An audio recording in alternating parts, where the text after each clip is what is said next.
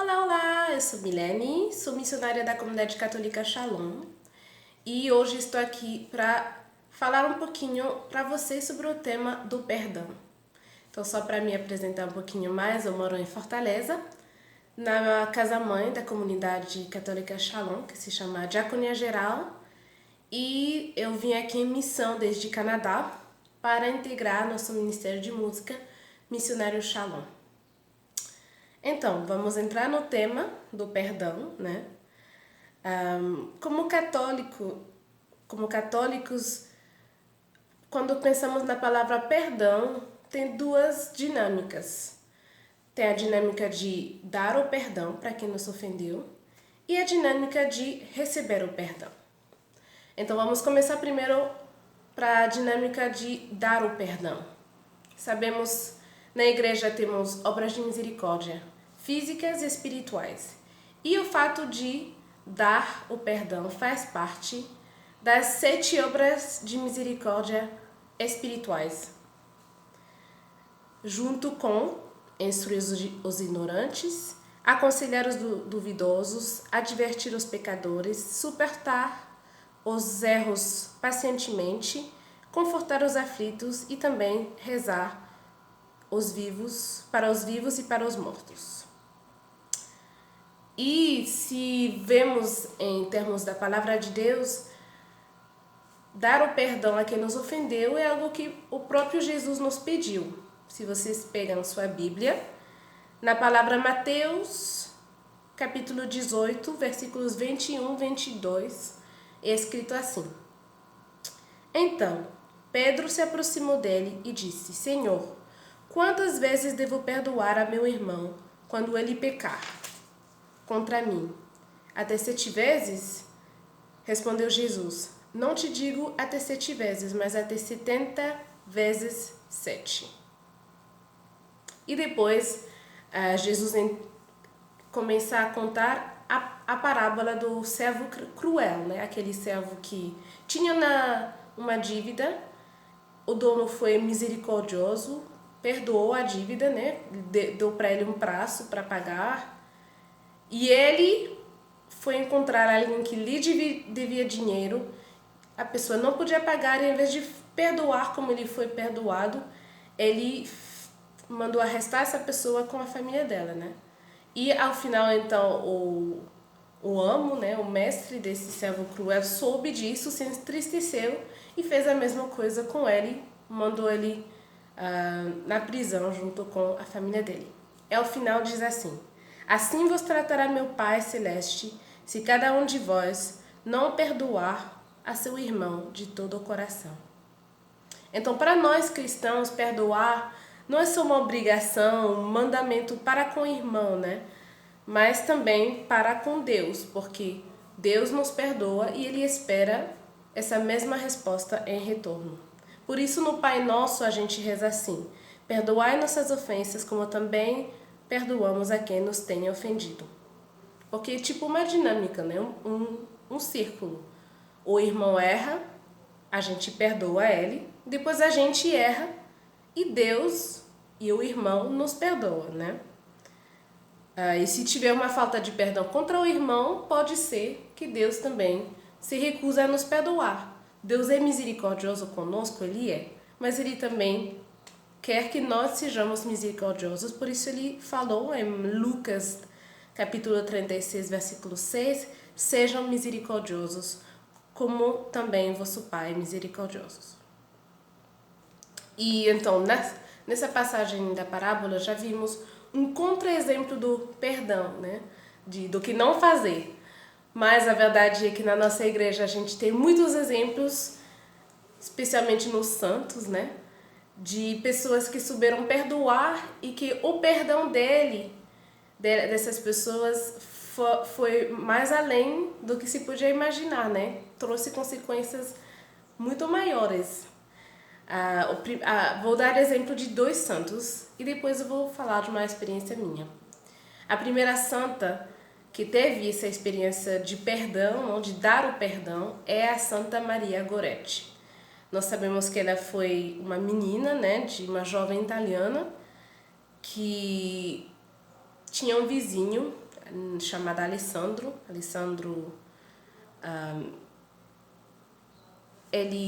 Alessandro Serinelli, o nome dele. Ela tinha uns 11 anos e tinha uns 20 anos. Ele observava ela, né? Às vezes ela ficava sozinha, então ele nasceu nele o desejo de possuí-la, né? Ele se apaixonou de uma forma bem assim, com desejos de possuí-la mesmo. Então ele tentou, né, seduzi-la, pediu para casar, essas coisas, e ela sempre recusou. Então ele se enfureceu e decidiu que dessa vez eu vou pedir mais uma vez, se ela não aceitar, já vou passar a ação, né? E foi isso que ele fez. Ele tentou estuprá-la depois que ela recusou mais uma vez. E ela, que era apaixonada por Jesus e queria oferecer a pureza dela para Jesus, ela recusou. Ela falou: eu prefiro morrer de que deixar isso acontecer. Então, furioso, o Alessandro deu 11 facadas nela. Claro, ele foi preso, né? Ele foi na prisão. No início, ele não mostrou arrependimento nenhum, até que uma noite ele teve um sonho. Ele sonhou que Maria Goretti chegava nele e apresentava, na verdade, colocava sobre ele 11 lírios. Mesmo número que as 11 facadas que ele deu para ela, né? E ele interpretou esse sonho como o perdão que ela estava dando para ele, né? Que ele estava perdoando ele diretamente nesse sonho. Ela já tinha expresso antes de morrer que ela estava perdoando o Alessandro. Quando ela recebeu os últimos sacramentos, o padre perguntou: você perdoa? E ela falou assim: sim, eu perdoo pelo amor de Jesus. Eu quero que ele também comigo venha no paraíso. Eu quero que ele esteja no meu lado. Que Deus o perdoe, porque eu já o perdoei. Então, o Alessandro acabou os 27 anos de prisão que ele foi condenado e, claro, se arrependeu, né? Teve uma boa conduta. E ao sair ele entrou nos capuchinhos como leigo ainda da Terceira Ordem, e ele trabalhou e morou com eles até o final da vida dele. No 25 de dezembro de 1934, ele pediu um perdão público à mãe da Maria Goretti, que se chamava Dona Assunta, e ela perdoou também, como a sua filha, com essas palavras: se ela te perdoou, se Deus te perdoou, então também eu te perdoo. Alessandro ainda correspondeu quando o caso da Maria Goretti chegou para a beatificação. Ele deu o testemunho dele, né? E ouvi dizer, né, a primeira vez que me contaram essa história, que ele estava presente na beatificação dele, junto, sentado lado a lado com a Dona Assunta.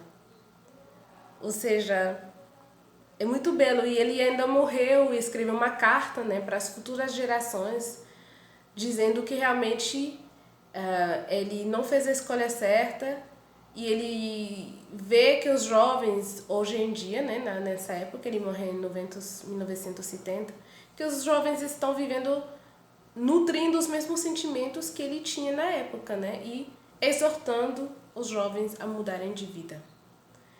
Isso é o primeiro exemplo de perdão que eu tenho para vocês. O segundo exemplo, nem vou me estender muito porque é um exemplo muito conhecido, e é o do Papa São João Paulo II, né? Que no 13 de maio de 1981, ele recebeu uma bala, né, de um extremista que queria matá-lo, mas não conseguiu. Graças a Deus, não morreu nesse dia. Aquele assassino foi para a prisão também. E o Papa São João Paulo II chegou a visitá-lo em prisão e a dá-lo pessoalmente para ele o perdão dele, né? Isso é muito edificante para nós cristãos. Agora eu vou contar brevemente uma história que me aconteceu quando eu cheguei na missão de Toronto.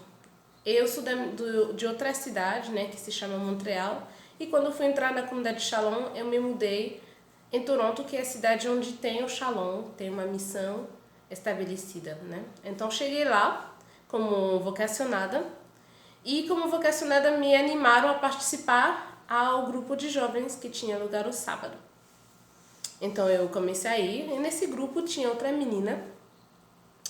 A gente se dava bem, assim, como todos no grupo e tal. No mês de maio, que eu cheguei em setembro, né? Passou uns 9 meses, chegou o mês de maio, que era meu aniversário. Meu desejo era fazer uma festa karaokê. Eu amo cantar, né? Obviamente. Eu queria alugar uma sala de karaokê e convidar as pessoas. Só que na sala de karaokê, acho que tinha um máximo de 11 pessoas. Eu não queria restringir, né? Não queria começar a escolher dentro do grupo de oração, que eram também meus amigos, né?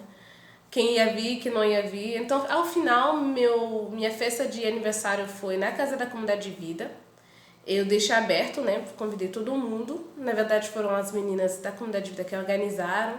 Todo mundo foi convidado. Foi uma noite muito linda, muito boa. Fiquei muito feliz. Só que, mais ou menos uma semana depois do meu aniversário, era também o aniversário dessa menina. E o desejo dela, que ela tinha dito para as meninas da Comunidade de Vida, era de ter uma festa também na Casa da Comunidade de Vida. Só que ela queria escolher quem ia vir e quem não ia vir. Aí ela escolheu umas pessoas sim, umas pessoas não. E eu não fui convidada nessa festa, né? Só que no dia que teve a festa, eu vi um movimento no Shalom, algumas pessoas indo para a Comunidade de Vida. E depois eu vi as fotos, eu fiquei tão machucada, assim. Eu falei, que é isso? Nem tanto com a menina, né, que nas suas, assim, sua eleição escolheu algumas pessoas, mas também com as irmãs da Comunidade de Vida, porque a gente não deveria fazer isso como pastor. Não podemos restringir, não podemos escolher, favorizar, né? E, enfim, eu fiquei machucada, eu até falei, né, para as meninas da Comunidade de Vida, e eu decidi no meu coração, isso não falei, fiquei no meu coração, quem sabe o que? Esse grupo me decepcionou, esse grupo me fez chorar, então eu não vou mais para esse grupo. Já tinha entrado na comunidade, já era postulante, já tinha minha célula, né, que é nosso grupo de oração e formação para os membros da comunidade. Então, a gente não precisa mais, depois disso, estar num grupo de oração só se fosse nosso apostolado. Eu não tinha tido discernida nesse apostolado, então falei, eu não tenho por que seguir indo nesse grupo, não vou mais. Eu mesmo dia que tomei essa decisão, ou talvez um dia depois, eu fui rezar e fui na missa depois. E tanto na minha oração, no meu estudo bíblico desse dia, tanto como na missa, Deus falava de perdão, de suportarmos uns aos outros. E para mim foi uma manifestação clara de Deus me dizendo, esquece e siga indo para esse grupo. Apesar do que aconteceu, perdoe, né? Então, continuei indo pro grupo, né? Meio não entendendo porque Deus, assim, queria isso de mim, se realmente não tinha porquê, né? Mas enfim. Depois de 1 mês ou 2 meses chegou o verão e as meninas da Comunidade de Vida foram de férias para o Brasil. Aí elas me chamaram e me pediram assumir o pastoreio do grupo enquanto elas não estavam no Canadá. Eu nunca tinha feito nada disso, só que já tinha suficiente tempo e experiência de observá-las, né? Para poder mais ou menos saber o que se esperava de mim. Então, isso que fiz, né? Assumi o grupo. Só que quando eles voltaram, teve várias mudanças dentro da Comunidade de Vida que fizeram com que elas não tinham mais como ficar na frente do grupo. E eu fui pedida, né?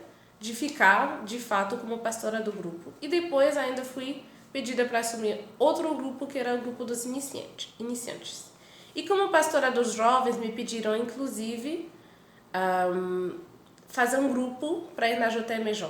Então, fiz isso, mobilizei os jovens e tal. Só que, afinal, só chegaram 2 jovens que se inscreveram e que foram comigo na jornada. Na jornada, em todas as jornadas, a gente sempre tem uma edição especial do Festival Aleluia. Talvez você tenha ouvido, é o maior festival de artes integradas da América Latina. E um festival que a nossa comunidade organiza, o maior está aqui em Fortaleza e tem várias edições no Brasil e no caso na JMJ, né? Então me pediram animar esse evento, que eu fiz com muito prazer, né? Graças a Deus só tinha 2 jovens já adultos, então Deus até providenciou nisso, né? E claro, nesse festival estava todas as pessoas de Fortaleza, né? Que iam participar, tanto o missionário Shalom, as pessoas do governo geral, da assistência apostólica, inclusive foi uma irmã da assistência apostólica que já tinha visitado o Toronto e me visto, né, animar tal, que me convidou. Tinha o nosso fundador, então toda essa galera eu pude conhecer nesse evento.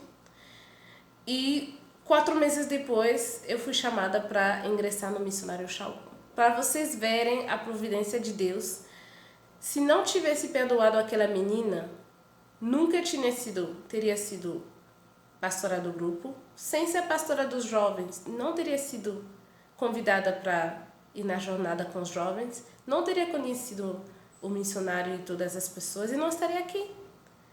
Isso me leva, em relação à questão de dar o perdão,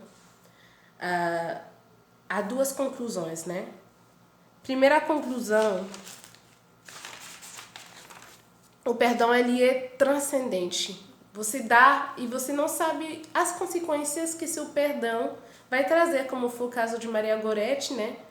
Que foi beatificada e tal, que transformou a vida desse homem. E no meu caso, onde hoje estou no ministério que atinge milhares de pessoas, né? E segunda conclusão, o perdão ali não é algo humano, é algo que vem de Deus. Muitas vezes a gente sente que a gente não pode, não consegue. É preciso pedir a Deus a força. Vamos agora à segunda dinâmica de perdão, que é receber o perdão.